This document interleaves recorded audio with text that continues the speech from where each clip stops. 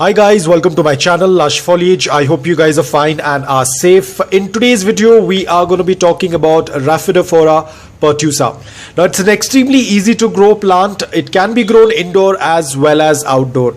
Now guys, this is a very small little plant, but I was very surprised to see the first fenestration on my Rhaphidophora. Usually they do not put out fenestrations on such a small plant. They need to grow at least a couple of inches more, probably 1 to 2 feet, and that's when they start putting out the fenestrations, or when the plant is at least a couple of years old, that's when they start putting out. Usually they do not put out the fenestrations on a young plant, but I was very happy that only on this small little one leaf it started getting this fenestration. I will put the image on the screen when it was unfurling, and I was very surprised to see the first one.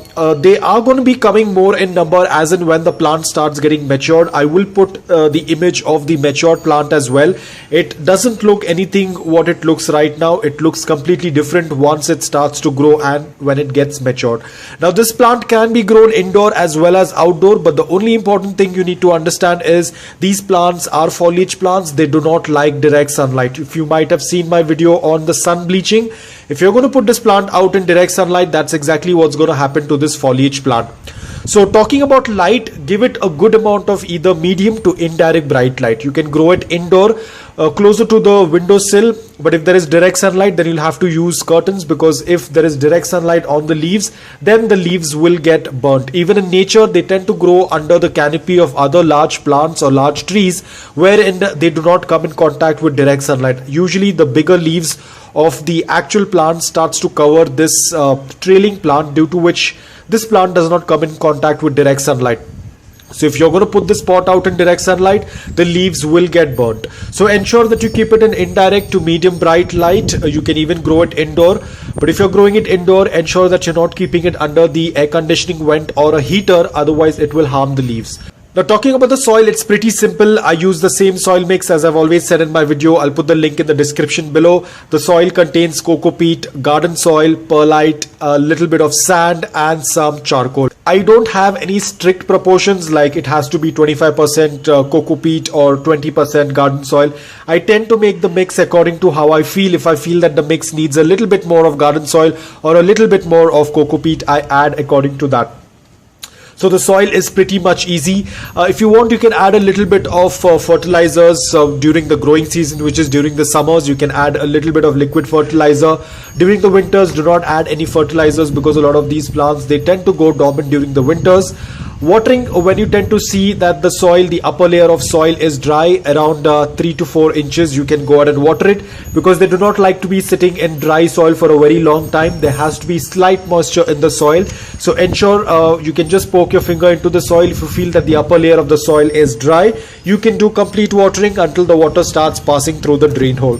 Now mealybugs, pest attack is not much of an issue. I haven't seen any pest attack on them, but it's always better to check the underneath of the leaves. At times there are white flies that tend to attack these plants, or spider mites, so it's always better to do a routine check. Usually it does not get affected. I just leave this plant aside, and I haven't seen any infestation of bugs on this plant.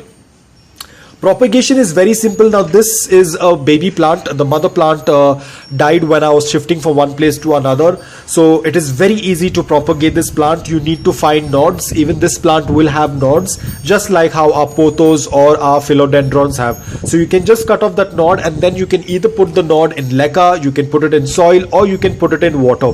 This was put in water. If you remember that leca video, I had taken it out from the water and then I put it into the soil, and now you can see there is a new growth over here. This one was a new growth, and this one was the first growth that came out with the fenestration.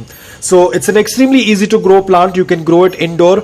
Now this plant is an epiphyte. Remember, as I said, in nature it tends to cling onto the other trees and they grow under the canopy of other trees. So you can use a moss pole, a moss stick, or a coir pole, or you can even make the coir rope pole as well, and you can attach it onto it. The aerial roots will attach onto the pole and will start growing onto it. So this plant will do quite well indoor as well. It will do well in average humidity as well. It's not that it requires a lot of humidity, but if there is a good amount of humidity, it will do well for the plant. But even if there is average humidity, the plant will still do quite well. So it's an extremely easy to grow plant. Now, is this plant toxic? Yes, this plant will be toxic, so ensure that you keep it away from small children and pets. The leaves must not be ingested. Other than that, this is a very easy to grow plant. If you are just starting off with foliage plants, then this is one of the plants you can add in your collection. In fact, in Rhaphidophora, there are even more varieties. As and when I collect those varieties, I will definitely make a video on them. Almost all the varieties of Rhaphidophora will have fenestrations on them.